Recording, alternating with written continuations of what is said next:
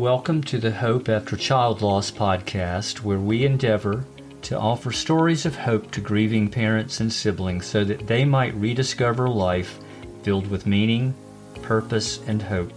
We invite you to come and join us. Hey guys, I'm your host Greg Buffkin, and I'm really glad you could join us today. My guest today is Susan Brunson-Bouknight. Well, Susan, welcome to our podcast. It's really great to have you as our guest today. Thank you very much. So, Susan, before we dive into your story, let's take a couple of minutes and let you tell us a little bit about yourself, and then you can just go ahead and transition straight into your story if you'd like. Okay. I'm Susan, a mother of four, registered nurse here in Lexington. And, my story is one of too many, unfortunately. Out of my four kids, two of them struggled with substance abuse. And we lost my son Jacob 4 years ago to an accidental overdose. Yeah, it's such an incredibly prevalent problem that we hear about all too often. It's such an epidemic in our country, isn't it? Yeah, it absolutely is. It affects the whole family. He has, obviously two brothers and a sister, and it affected us all. Yeah. Something like that can't not have an effect on everybody in a relationship with them. So, Susan, tell us a little bit about Jacob. What was it about him that made him uniquely Jacob? Jacob was funny. He had a sense of humor like no other. And not only was he so funny and the class clown, but he was so quick-witted. You would think you would get one up on him, but he would come back so quick. And sometimes he would make you laugh at nothing at all. He was just that kind of kid. Yeah. Wow. So always the center of attention, huh? He was, and he wanted to be the star of whatever room he was in. Yeah, big personality. Yeah. Our son Ryan was a lot like that as well. Well, Susan, I think every parent who's lost a child wants other people to know their child because they never had a chance to meet so many people over the course of a lifetime. So as parents, we want people to know who our child is and what they were about. And sometimes the best way to do that is to just share stories about them.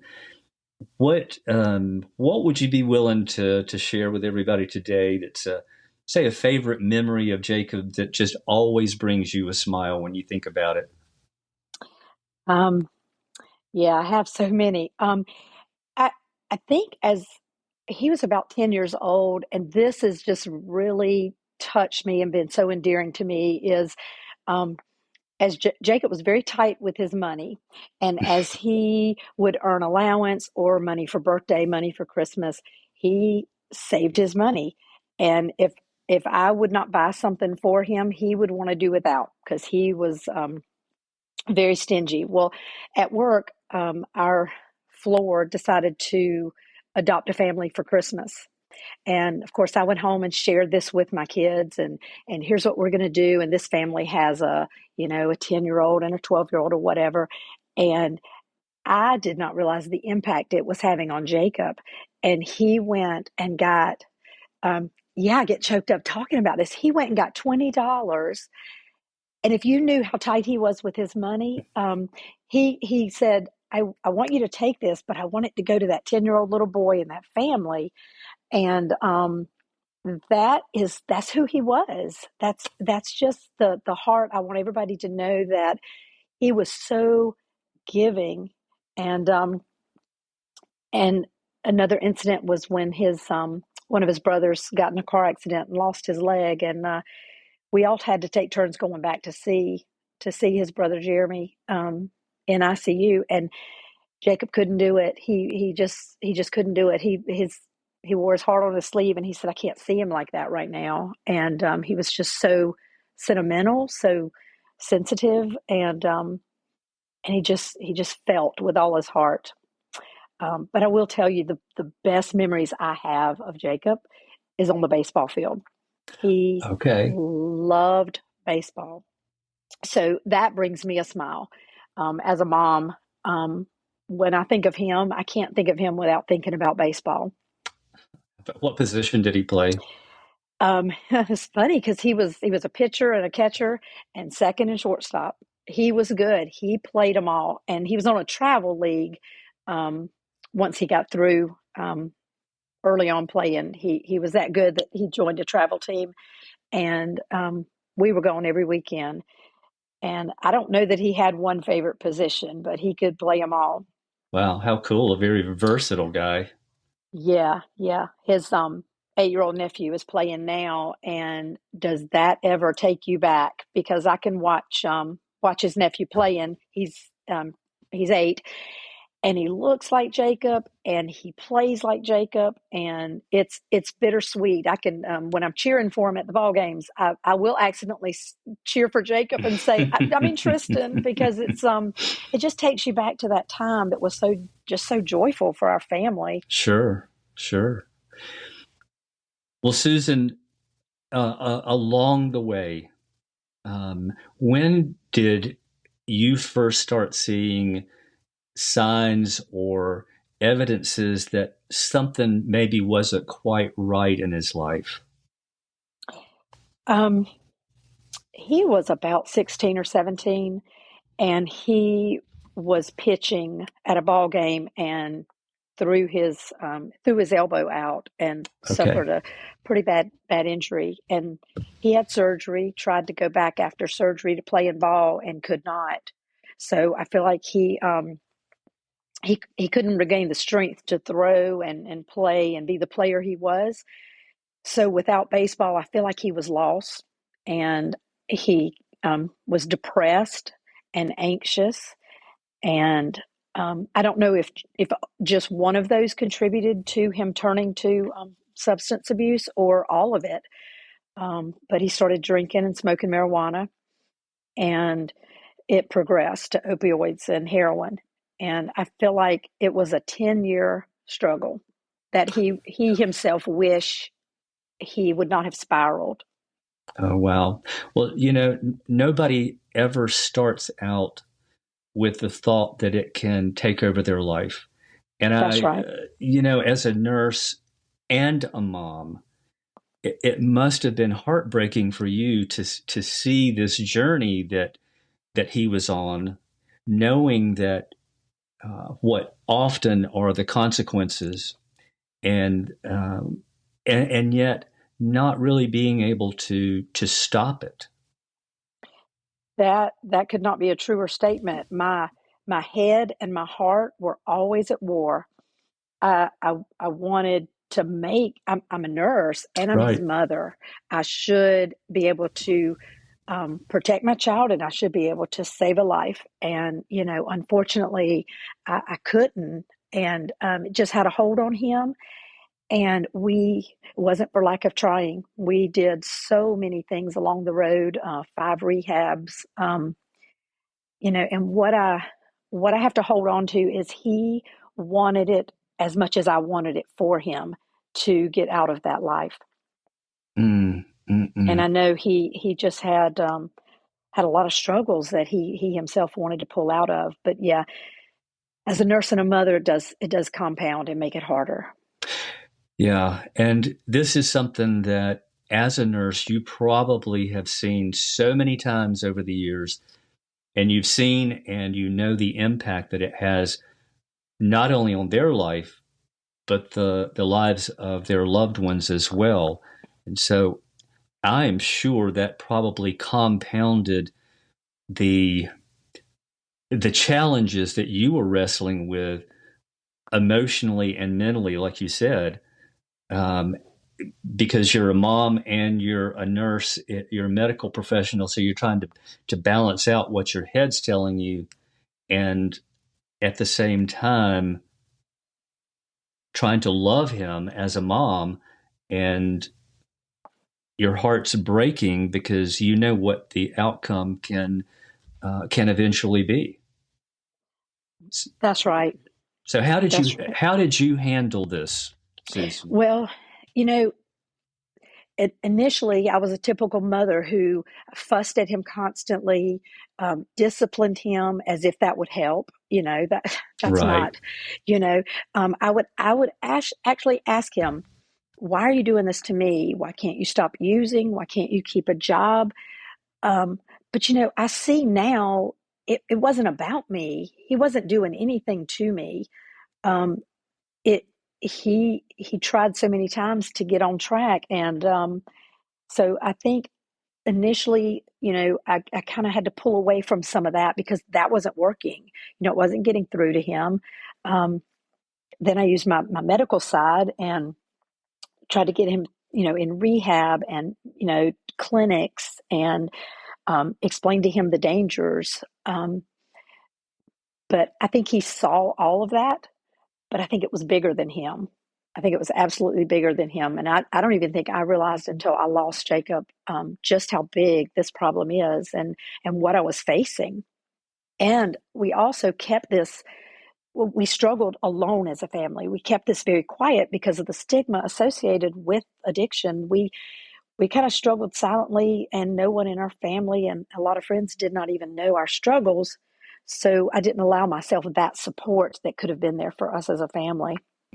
So you were carrying a lot of this alone. Yes, Yeah. absolutely.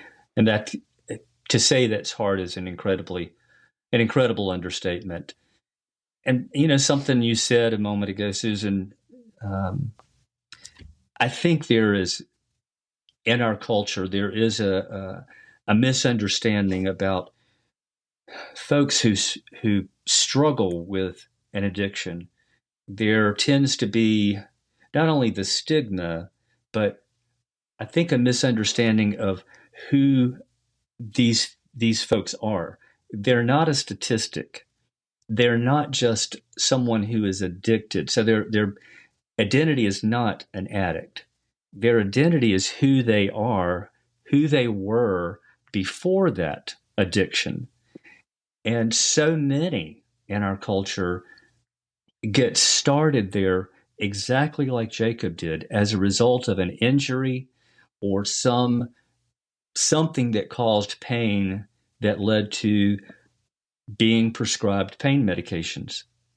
And I don't think most people realize just how powerful those drugs are and how they can, in some individuals, certainly not all, but how they can take hold of a life and they just won't let go despite best efforts.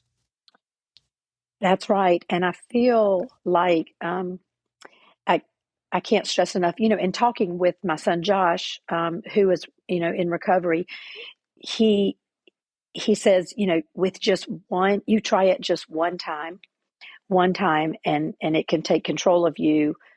So it's not just that it, has to be this lifelong thing before you feel like you're in the middle of it.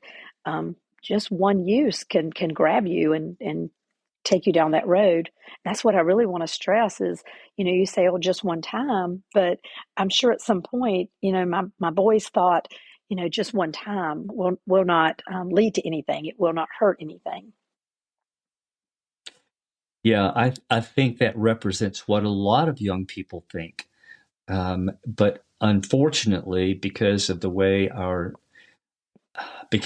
we are uniquely designed, I think those receptors that I mean, we have opiate receptors, and sometimes the connection is so powerful that before we have any kind of ability to make a decision to step back and say, nope, not doing it anymore, it's got a hold that just creates a dependency that people who are outside of that world don't understand. And I think all too often it's not as well understood as or appreciated by medical professionals unless they've been there or unless they are like you, Susan, and have had a loved one whose life it has affected. That's right. I absolutely agree with that. So, we talked about a few minutes ago about the impact that it has on the lives of other people. And as a medical professional, you're um, you're not unfamiliar with grief. You knew what the impact was before you lost Jacob,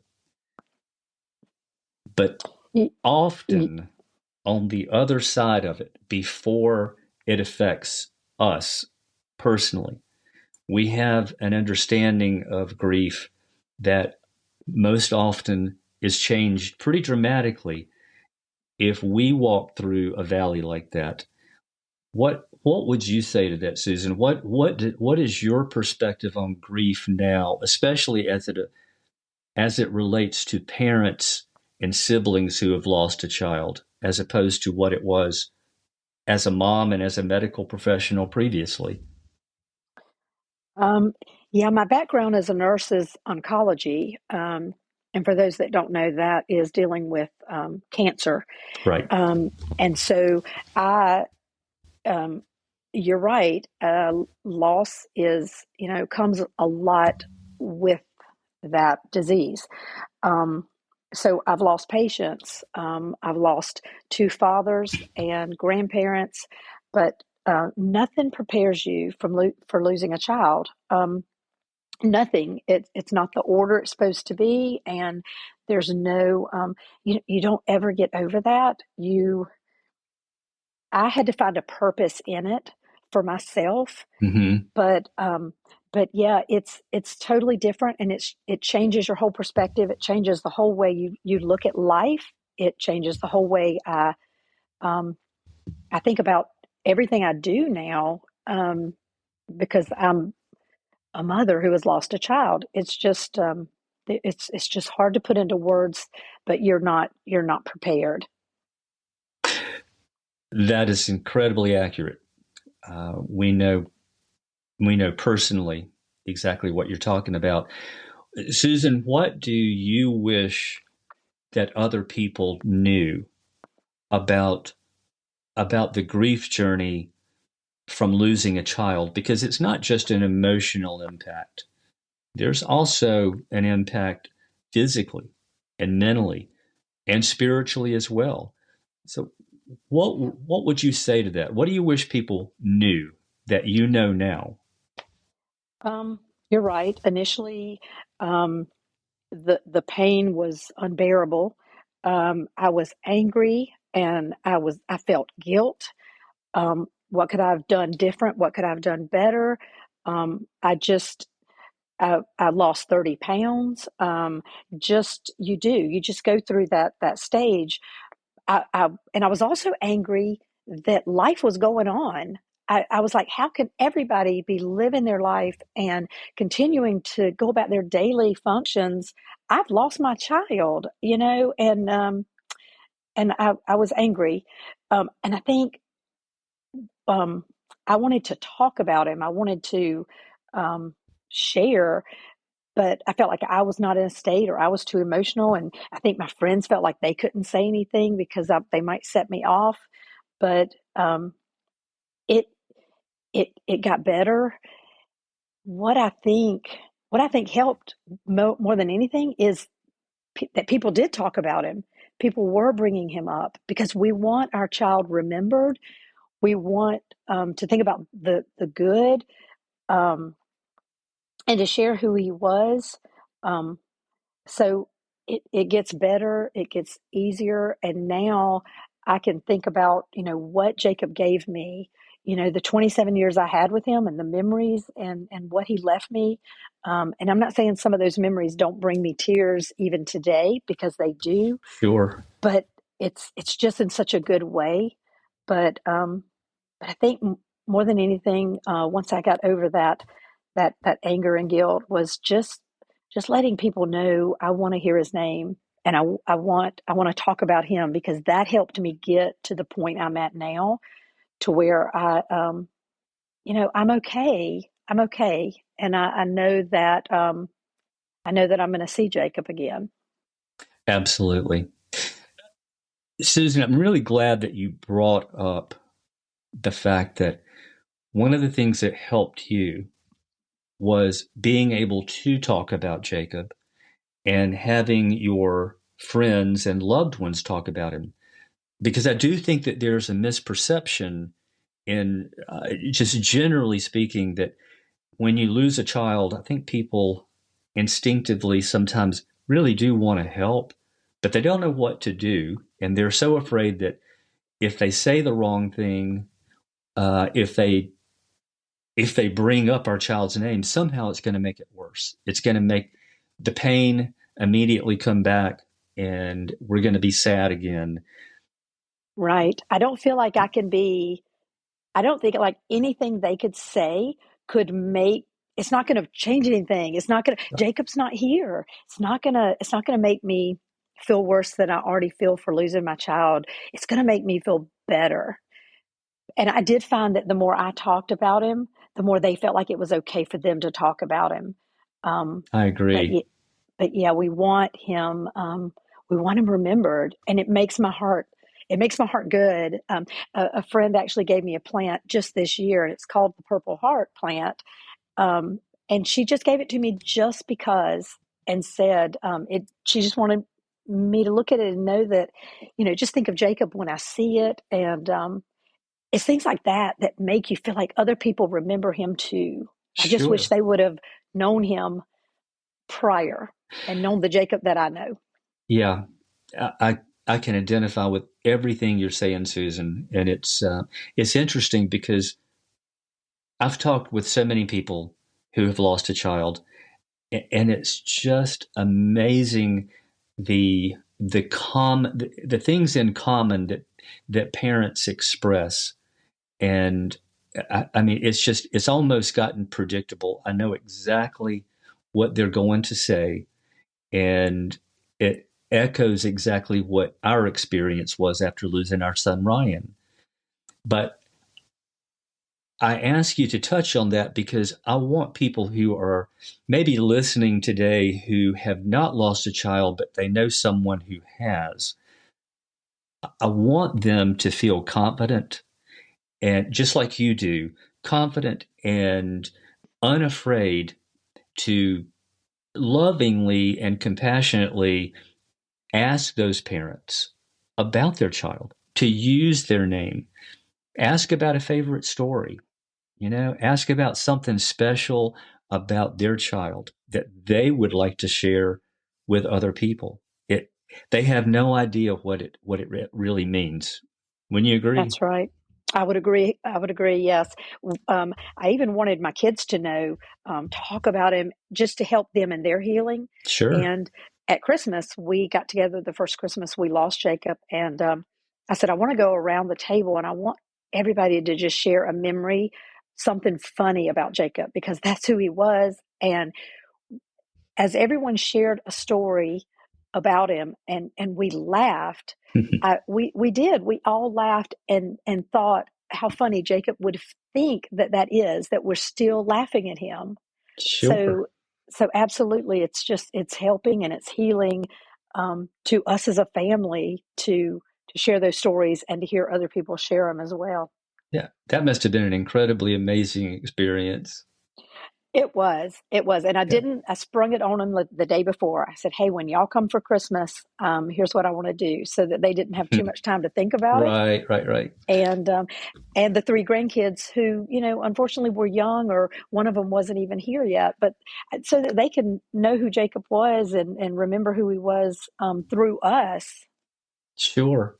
Well, Susan, if you step back in time 3 years or so, did you ever think that you would be at a place today and like that Christmas when you were there had been enough healing that you could actually laugh now about Jacob as you thought about his life? and the focus moved away from his death to his living. Yes, it did. And that's, right afterwards, no, I would not have thought that I could be at that point. I would not, the grief was unbearable. So Sure. then I could not foresee that in the future. Um, but but now, yeah, the fact that we do celebrate his life and we do laugh at his life, just as he would want us to.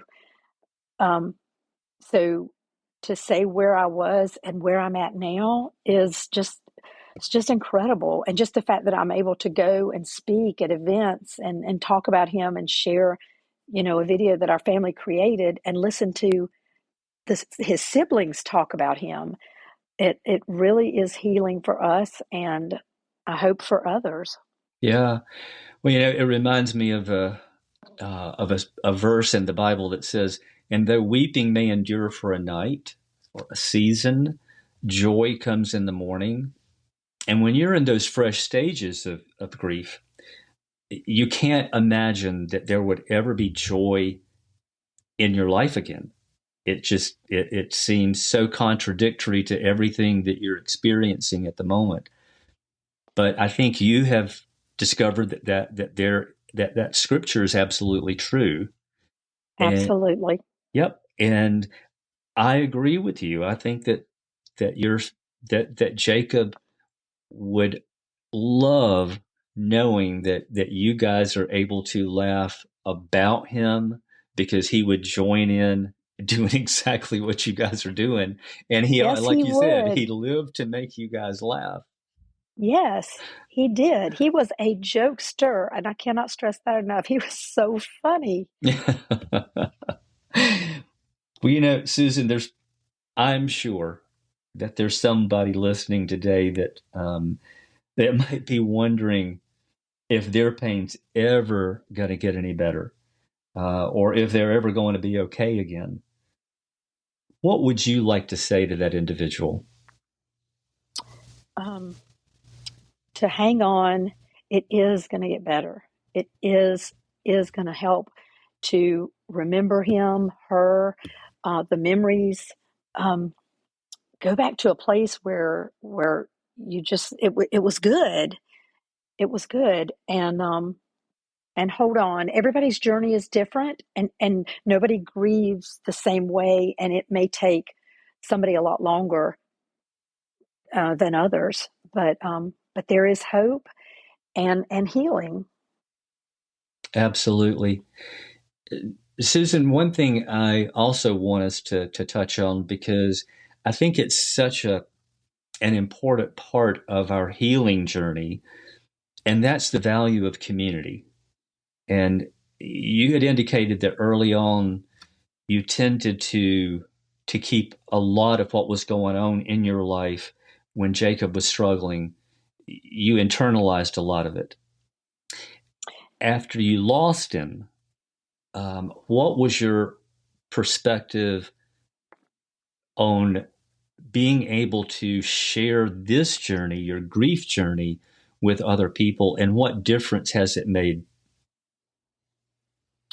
Well, I think during that where we kept it so secret, we with addiction comes, from the outside comes shame and embarrassment and judgment. And I think initially that's why we kept that, under wraps, is, feeling like a failure as a family. And we were such a normal middle income family that, thought this would never happen, to us. Um, so a lot of shame and judgment we wanted to avoid. But, once we lost Jacob, that didn't matter. I want to stress so much that, this is a problem, and, speaking up and getting help or getting support from others that maybe could have made a difference in getting him to the right place or saying the right things, or you just never know what kind of support would have been there for us as a family, um, and even for Jacob. So letting go of that stigma and asking for help, may save a life. It may make a difference. So I'm not ashamed. I'm not embarrassed. It is a disease that took hold, of two of my kids, and um, I just wished I would have spoke up sooner. Well, sometimes when we're in the middle of a storm, we don't have the ability to have the perspective that we have on the other side of it. And you're right, there is no shame, because we don't find shame in somebody who's just been diagnosed with cancer or with some other debilitating disease. We become very compassionate towards those individuals, and we don't think of them any differently. And I think, unfortunately, in our culture, we discount the sometimes the role that mental health disorders play, depression, anxiety, and things like that, that sometimes can lead people to try to either mask that or to try to cancel out some of that pain. And we forget that they're people, and we forget that addiction is a disease. And so I'm glad you brought that up. That's right. And the more people I talk to or come in contact with, um, they do struggle from a number of or one of mental mental disease, whether it is depression, anxiety, whatever led them down that road. It's real. It's really real. It is very real, and it should not have the stigma that it often carries in our culture. We unfortunately, because of that, I think some people don't seek out the help that they need from a counselor or a physician. They try to handle it themselves. And it's a good thing that we don't handle hypertension or elevated cholesterol or diabetes that way. I can just handle it myself. If I do all the right things, then this will get better and I'll be okay. We don't. We go to a physician, or we go to a medical professional so that they can help us, whether it's through counseling, whether it's through medications, lifestyle changes, whatever it might be. And that's something that needs to change in our culture. Yeah, what a great point you've made. Yep. Susan, there's one other thing that I think is really important too, and it's what we're doing right now. It's for that healing process to really move forward.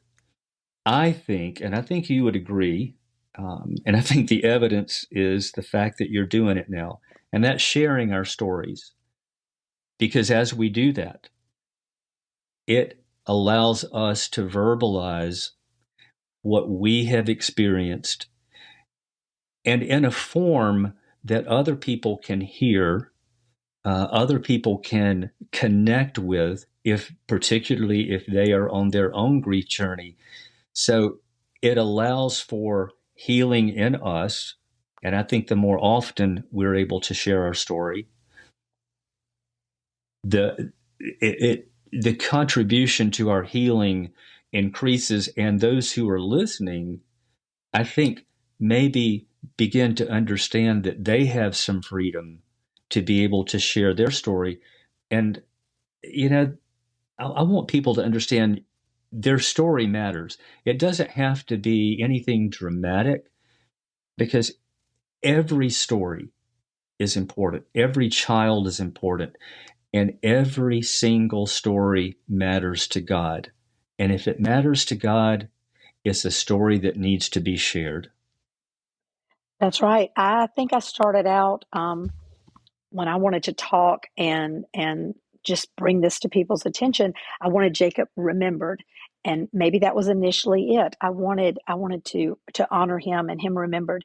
But in doing this, it it has brought me so much healing. So for others to know that talking about it or speaking out or whatever their forum is, will touch them and bring them healing in some way. Um, and then to know that, speaking out or sharing my video, has actually affected other people that maybe we didn't even know. It's just bigger than I even thought it was when I started this whole thing. So even that brings me joy, knowing that Jacob's story will save someone else. Absolutely. Susan, tell us a little bit about that video that you just referred to. Okay. Initially, I wanted to do a video just to kind of tell who Jacob was and what his story was and what his struggles were. Um, and in talking to someone who was helping me put this together, they said, they they may want to hear from his siblings because someone their age that can really relate to them. So incorporate the siblings into it as well. And so we got together and had someone create a video, and it just tells kind of Jacob's struggles, how it started, what he went through, but then it touches on how it affected each of us, and his siblings being affected as well. Um, they got to just speak up on how it affected each of them, and especially Josh, being that he was in Jacob's same shoes. Josh could speak on things that I couldn't speak on, and what Jacob went through. So I think the video has been healing for all four of us, and it's out in some rehabs and some. I can't even tell you where the video has been shared and how many people have seen it and how many people have said that it has made an impact on them, and that in itself is I know would make Jacob proud. Yeah, it's an amazing video. I've watched it. It is incredibly impactful. Susan, if somebody wants to watch it, how would they do that? Um, I They could always contact you or myself. It is on. I did create a YouTube, Jacob's Journey. Okay, But if they have trouble, locating it, they could certainly contact either of us to have it shared. But okay, I'm hoping it's available that they could find it easily. okay. Yeah, I hope so because I really hope that people will listen or watch it and listen to it. If they want to get in touch with you, because I do know that you do some speaking events. Yes, sir. Um, how would people get in touch with you about that, Susan? I could share my email. Would that be Yeah. something you would? Okay. Um, my email is Susan.Brunson, and that's Brunson at AOL.com. Okay. Very good. And I could share the video through that email, or I could just be contacted for whatever needs they have. Okay. That's great. So,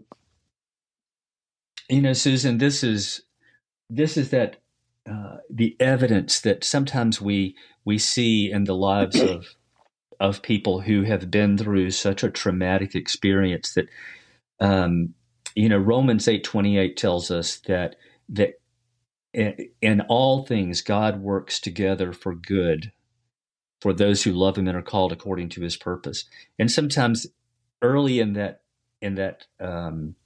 that journey, when things are so fresh and raw and painful, you can't possibly see anything good coming out of it. I mean, it just seems like a foreign concept. But this is what you have been sharing these last few minutes is evidence of that good that's coming through something that was so horrendous and turning that pain that you were experiencing into meaning and purpose in your life. Absolutely. Yeah, I early on, you're right. The anger and how how can taking a child or a 27-year-old be good? Um, you couldn't see it then in the midst of that storm, but you're right. God is here, and He is all around me and what I'm doing. Mm. Well, Susan, one last thing I want you to touch on is we talked about the fact that you are available at some level because you're still working for speaking opportunities. Can you tell us a little bit more about what it is that you do when you have those opportunities? What do you talk about? Um, some of them have been like open forum where people, it's like discussion and people will ask questions. For the most part, I kind of share our story and share what he went through and what our family went through, how it affected us, and how we came out on the other side of grief. And then we finish it by sharing the video Hmm. at the end of my speaking. The video really speaks for itself. So I may get up and speak for about 15 minutes, but then the video comes in and ties it all together. But do you mind telling us what the response has been? Um, the response has been nothing but positive. The I don't feel like I leave an event without somebody booking another event. It just opens up other channels of opportunities. Yeah, well, I think that in itself speaks volumes. Yeah, and there is it's called the Phoenix Center in Greenville that part of their intake process when they take in substance abuse users, they as they come in and they go through their interview process to be housed there, part of their intake process is watching that video. Oh, So they've kind of taken it and run with it up there in Greenville. wow, what a legacy. Yeah, absolutely. That Jacob's meeting, Absolutely. people are learning who Jacob is that never even met him. Yeah, isn't that often the case when we lose a child that they continue to make an impact even after they've left us physically? That's right. And that is And the genius of God. absolutely. Mm. Well, Susan, it has been such an honor to have you today and for you to share your story about your sweet boy, Jacob, and what you're doing today. And again, if you're listening and you would like to watch that video, it is called Jacob's Journey. It's available on YouTube. Or again, you can contact Susan, and that was susan.brunson@aol.com. Is that correct? That is correct. Very good. Well, Susan, thank you for being our guest today. It has been an honor. Thank you so much for having me. Take care. Okay.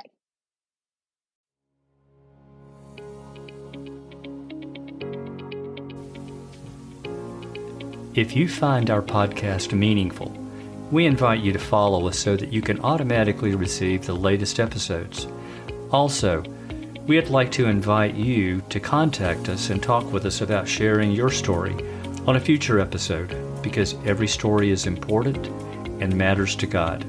Please reach out via email at hope@emptychairendeavor.com. That's hope@emptychairendeavor.com. And as always, thank you so much for listening.